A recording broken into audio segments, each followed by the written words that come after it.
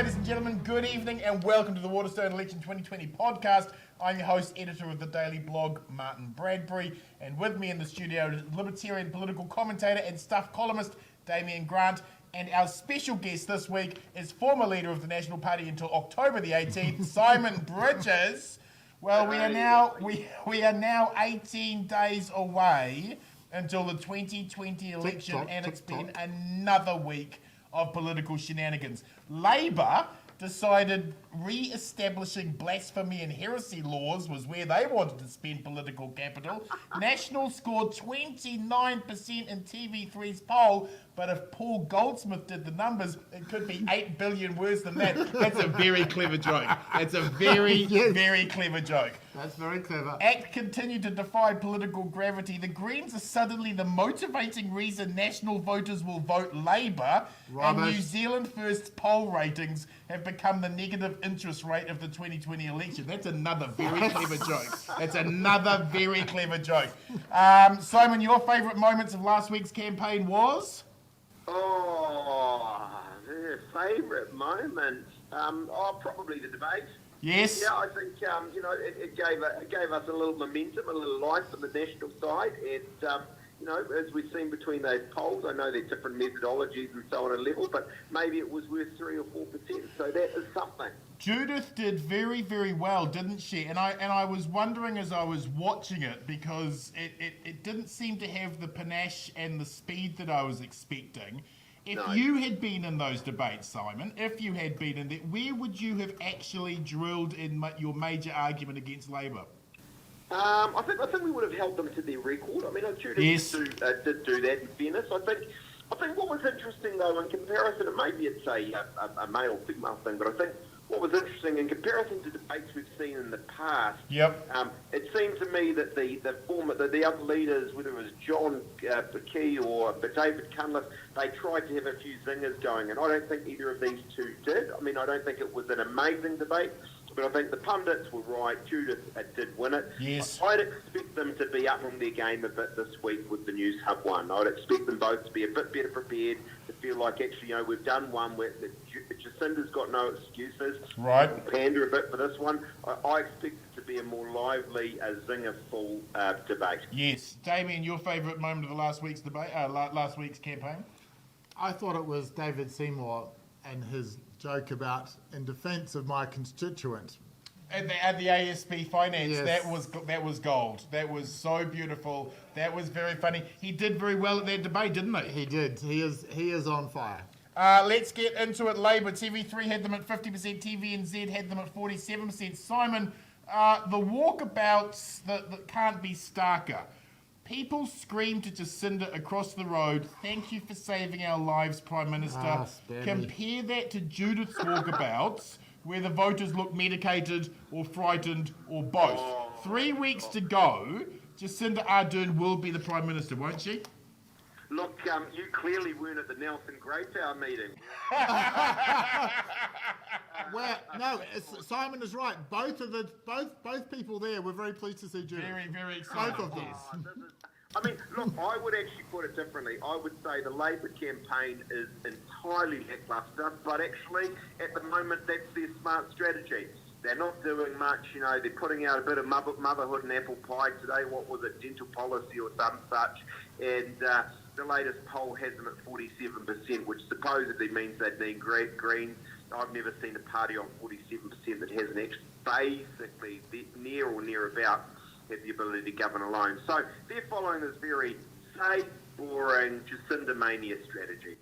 But you do acknowledge there is a difference in terms of the excitement by the supporters of each of the parties. I think, look, the numbers tell the story. I mean, you can, I think you can probably say, well, you'd find someone who was excited about meeting Judith, so, the people that were excited about meeting Jacinda, but there's no doubt we're in celebrity politics. Jacinda does that probably better than anyone in New Zealand at the moment. My simple point is, in a policy sense, there's not a lot going on from Labour, but that's them playing it very safe and very boring. If you had still been leader and you had walked your yak to the debate, you would have won that debate. Everyone loves the yak, Simon. Everyone loves the yak. Everyone loves the yak. Damien, of all the things the PM could spend political capital on, child poverty, the housing crisis, the climate crisis, cannabis, inequality. She has chosen to re-establish blasphemy and heresy laws to protect religion. Why is Jacinda helping ACT so much? Why is she doing it? Is there something going on between her and David Seymour? It was just an off-the-cuff captain's call made with no thought whatsoever. Zero. She was there. The imam of the local church had his view, and under pressure, without thinking about it, I think the Prime Minister just blurted it out. She hasn't tried to walk it back yet. Right. I think they've just quietly ignored it and hoped that it would go away. So, but I've heard this a couple of times where the Prime Minister just simply says, I'm going to do this, charges ahead, does it, and doesn't book any dissent or communication on it. It's almost as if she's starting to believe her own divinity. Simon, you're someone who religion's always been an important part of who you are, but you're very humble with it. I don't think I've ever seen you in your entire political career try to push your Christian values on anyone or anything. Where's your thoughts as someone who is religious about having religion included in hate laws? Is that the wrong place to be focusing on? Because it is currently illegal to use religion to discriminate against someone. Why do we need hate speech laws? What are your thoughts? I suspect I'm entirely with both of you, and that is, look, there's absolutely no need for law change and upping the ante on hate speech and hate crime and the like. The laws are entirely fit for purpose. And anything I think most New Zealanders would say we need to see, you could deal with at the moment. And actually, you're right, Damien. David Seymour made those points really well. Look, if it's something threatening violence, if it's discriminatory, you can probably get it now. Yeah. I think that the PM is on really dangerous ground here. I was just about to say, you know what, listening to Damien, I sat there and thought, you know, it's okay because they won't do it. But actually, with an absolute majority, look, you never know. They might want to sort of arrogantly push something like this through. Yeah, and I think they may well do so, because with or without the Greens, I think the Greens would probably go along with this. Yes, and their woke activist base believe passionately that microaggressions lead to macro violence. So heading off that type of speech, they want to control that kind of speech. But this is dangerous ground because it tends to end up not actually protecting the people you're wanting it to protect. It's dangerous ground, Martin, because it's fundamentally philosophically wrong. Yes. So your approach is it's dangerous ground because it might be used against people like you. Whereas my view... I wish I was that dangerous and that interesting. My view is it's wrong because it's wrong. Absolutely. And the Prime Minister doesn't quite grasp it. No. But in evidence that this was just an off-the-cuff, unscripted comment... Yes. There's been no follow-through on this. No. But also notice how gender has also been added. I mean, would we get to a place, Simon, where misusing a pronoun is considered hate speech? That is a place we don't want to get to as a society, isn't it? Well, you know, I mean, some people say, oh, no, you're being a little bit silly here, come on. But I do think what this descends to, if we're not careful, and we've seen it overseas, yes, UK and the US, is really unpopular comments. Hate speech, right? Yes. They are the ones we want to hear. If everyone thinks you're wrong, then that is sort of in itself, it becomes some sort of a ground to criminalise and the like. Well, actually, you know, call me not quite as libertarian and an old-fashioned liberal as Damien, but something of one at some level. I sit there and say, no, actually, that's precisely what we should be defending. Yeah. Let's talk national. TV3 had them at 29%, TVNZ 33%. Simon, National received a bump from Judith Leader's debate performance. Yeah. What does she need to do to win the second debate? I think we need to see what we started to see. Look, I don't know, what was it, a third of the way into the debate where she got more comfortable, and that's a bit of a return of the crusher. There's been a bit of commentary around that, but I think it's true. I think for a while there, both campaigns were a bit lackluster, a bit low energy. Yep. Ours was, if I'm honest, but I think she is just starting to dial it up. She's starting to be, I hate this word, but it's the word of our times, you know, her authentic sort of self, which is a bit more of the crusher. If she keeps with that, look, I reckon objectively, I don't know what the limit is, but I think we'll just continue to crawl up a bit, and that will keep the National Party members of Parliament faithful. I think. Do you think though, Simon, that those 200,000 45 plus women who used to vote National religiously throughout Key's leadership, those voters who have walked away to Jacinda, do you think the crusher is what's going to make them come back to National? I mean, you had charm, sir. You had charm, and you're a fighter. But Judith's crusher thing, surely there's a limit to how much you can attract with that.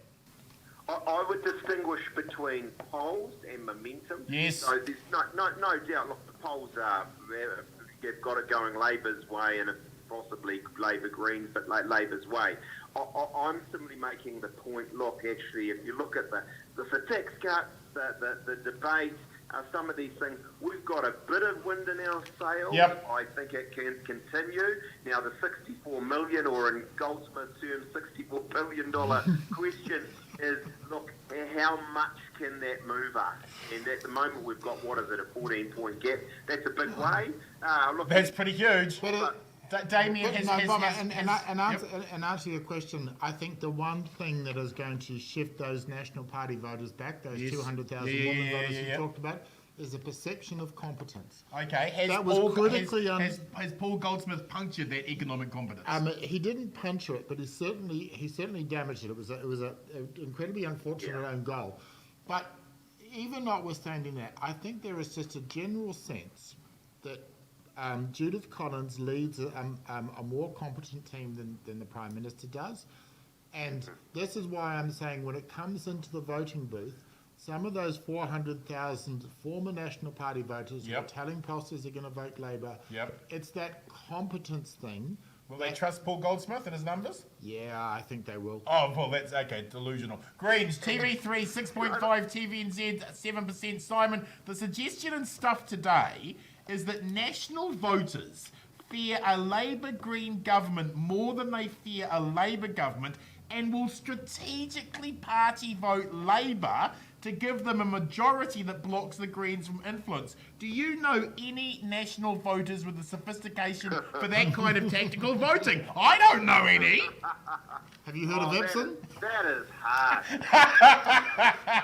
Are they going to tactically vote? I see their logic, but I'd say that's kind of clutching at straws. I have a sort of a maverick view at a level, but I reckon at 7% it's still touch and go for the Greens, and we know they always fall back on E-Day. I'm with Damien. I reckon National actually just do a bit better. Whether that means Treasury benches, I'm not as confident as that, but I think we'll do a bit better because you look around the world, that's what we've seen over the last few years. Whether it's Trump, whether it's Scott Morrison, whether it's Bojo, the centre-right has done a bit better. I reckon the Greens will do a bit worse. So they're in the danger zone. We have seen in the last 4 or 5 years a number of really quite remarkably wrong poll results. Yes. And I do just wonder whether there's kind of a sense of, it's like with Brexit. Everybody says I should vote no. Yep. And so when I get in and I tell the pollsters, and they get into the polling booth, they really don't like migrants, and so they vote the way they vote. And so I just wonder whether there's 2 or 3% in that. Not enough to change the outcome. Damien, can National play the Green Labour government bogey monster card when the obvious answer to those National voters is party vote Jacinda, since she doesn't need the Greens? No, I don't. I mean, if that's the worst, if that's the end of Western civilization as we know it, National voters can save themselves from that. No, I don't think National can, because I think Jacinda Ardern has done a really good job of positioning herself as a fairly conservative, middle-of-the-road, marginally left-of-centre administration. I think most people understand that she used Winston Peters as an excuse to dump the capital gains tax, and that's all it was. And now she's coming out there and she says, I've given an undertaking for the duration of my premiership. Yes. She doesn't, if she wanted to do it, she may well be able to do it in 2 months' time. So I think there is a perception, and I think it's an accurate one, that this government, Jacinda Ardern and Grant Robinson, are fundamentally conservative, left-of-centre politicians who are not going to rock the boat. Let's look New And, Zealand. and to just go on with that for 1 second, Yeah, I yep. think there is further evidence of that, which is the fact the Greens have been in or around government, depending on how you technically define it, for 3 years now. And what sort of power have they wielded? Look, not much actually at all. Yeah. Winston was the master at it. They just weren't. I do think we probably can legitimately make something national of the tax stuff. I just do think we know the Greens would go even further to the left on some of this wealth tax and the like than Labor. So that prospect of a Labor-Green coalition does does play to a pretty strong argument for national around tax. Let's talk New Zealand first. TV3 had them on 1.9. TVN said, my God, on 1%. The SFO came out at 5 o'clock, said they're going to press charges against 2 former New Zealand First, people who are involved in the foundation. Winston's obviously out today, yelling, screaming, and gnashing of teeth. Simon, it's over for New Zealand First, isn't it? What are you going to miss most about Winston Peters? that cheeky little impish grin of his. But Yes. I tell you what, the one thing that worries me here is, you're right, they're gone. They actually didn't need an SFO investigation Right. to hit them along the way. I sit there just slightly worried with the benefit of half an hour thinking about it, saying to myself, you know what, this SFO thing's almost a lifeline for Winston. No way! That's right. No! Yes. No! He will pull the 1080 guys back from ACT. Probably got some Jesus. conspiracy theory or something to run with, right? I mean, don't get me wrong, I don't buy that. I reckon he is gone. I also looked at the timing of this, and it wondered if you say, well, it's terrible, it's 3 weeks before the election, but remember the reality of this. He held it up, or New Zealand First held it up in the courts trying to stop this going anywhere, and then the SFO had to wait a sort of an obligatory, I think it is 28 days, till today to get it out. So the timing of this is all his fault. Don't buy into the conspiracies, folks. Damien, he first came into Parliament in 1978 with Winston, with Muldoon, under Muldoon. After a recount. Yeah, Don't after a forget. recount. Don't forget that. He is a fighter. That's from right. way back. Right. He had to get the recount. Came back in. He came in off the tales of fighting for Māori land, his own tribe's land in Whangarei, I think. He stopped that. He was the first real sort of Māori land champion in modern times. What do you think of his legacy? Because he's gone burger. But what kind words now? The one thing Matua Winston. The one thing I most admire about him is after he left National, Yes. I think under Bolger, he resigned. Yes. And ran for the seat again. That's right. And won it. Now that was a gutsy move. Yes. I mean, and if Jamie Lee Ross had done that and won the seat, then, I mean, he may well have had a career as long as Winston, but he has a career that lasts another, 2 weeks. I think that he did uncover some skullduggery in the wine box inquiry. Yes. And he dresses well. Lovely. Let's talk ACT. TV3 6.5, TVNZ 7%. Simon, why is ACT just having the best election campaign of at least five elections? Why are they at 7%? I think it's a couple of things. I think firstly, David Seymour's doing an excellent job, but Yes. secondly, look, it's the relative weakness of National, and let's be honest about that. And I suppose the thing I would say is, if you take the sort of, and I appreciate it's a very National Party-centric view of life, but this is sort of not entirely, there'll be some New Zealand First there and some other bits and pieces coming into David and ACT's success. But if you say this is somewhat what was National Party vote, Yes. the only sort of semi-tragedy about all of this, if you're a centre-right voter, is not actually hugely growing the centre-right vote. Now, No, that's right. is it may be helping to kill off Winston First, And that, of course, is no bad thing. Don Brash, of course, when he was leader of National, he was able to bring all of the right under one roof. You had a very broad church National Party there. With ACT being able to splinter off and take so much of that national vote, this is more a reflection of the instability that we've seen within National, surely. If you were still leader, ACT wouldn't be on 7%, would they? I mean, I think we had a period there with Todd Muller where we went quite, to coin a phrase or a word, squishy. It's very squishy. As we've discussed right now, Judith is getting back to the crusher. Yes. I think that actually has the prospect of dampening some of that ACT kind of halo and glow over the next 2 or 3 weeks. People say, you know what, we are seeing some of that red meat, or that kind of, not red meat. Actually, Damien's right in how he's phrased it on the hate speech stuff. Actually, just good old principled. Right of centre views on a bunch of issues. It's also disappointing, though, that ACT's walking away from some of their core policies.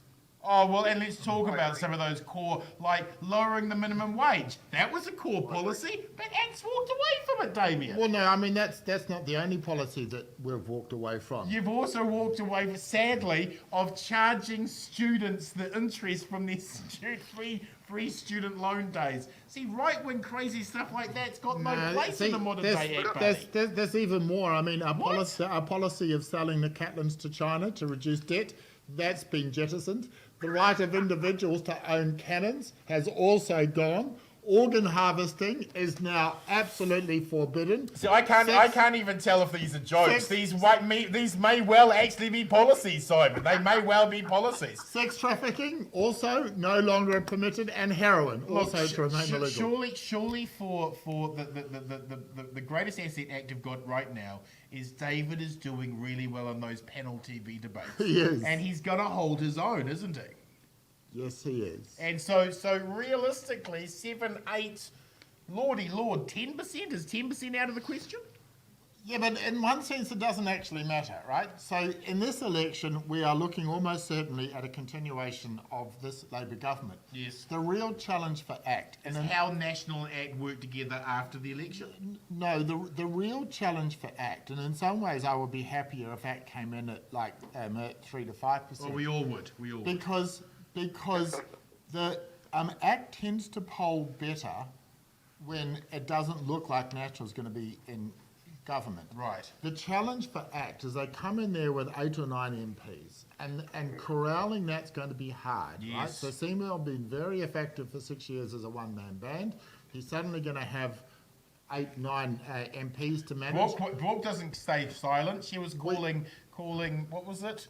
Money going to children as fiscal child abuse. That was remarkable. That is not what she said, and the response from Chloe was a very effective soundbite. But she said wasn't it? Nothing. That was effective. It was effective. So in some ways, this election could be a bit of a curse for ACT because they're going to come in with a whole bunch of MPs. Yeah. We know historically that some of these guys are going to be Heather Roy type Fruit Loops. Yes.